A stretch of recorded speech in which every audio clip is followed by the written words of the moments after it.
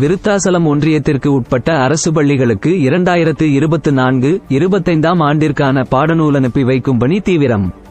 அரசு பள்ளிகளுக்கு முழு ஆண்டு தேர்வு விடுமுறை முடிந்து மீண்டும் ஜூன் மாதம் பள்ளி திறக்கவுள்ள நிலையில் கடலூர் மாவட்டம் விருத்தாசலம் அரசு ஆண்கள் மேல்நிலைப் பள்ளியிலிருந்து பண்ருட்டி, புவனகிரி, ஸ்ரீமுஷ்ணம், மங்களூர், நல்லூர், விருத்தாசலம், கம்மாபுரம் உள்ளிட்ட 7 ஒன்றியங்களில் உள்ள 140 அரசு உயர்நிலை மற்றும் மேல்நிலைப் பள்ளிகளுக்கு 2024-2025 கல்வி ஆண்டிற்கான பாடநூல்கள், பாடக்குறிப்பேடுகள் மற்றும் இதர கல்வி உபகரணங்களை மாவட்ட கல்வி அலுவலர் துரைபாண்டியன் தலைமையில் பாடப்புத்தகங்களை மினிலாரிகள் மூலம் அனுப்பி வைக்கும் முதற்கட்ட பணி நடைபெற்றது.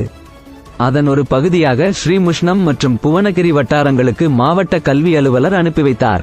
அப்போது கண்காணிப்பாளர் சக்திவேல், பள்ளி துணை ஆய்வாளர் சிவாஜி ஆகியோர் உடனிருந்தனர்.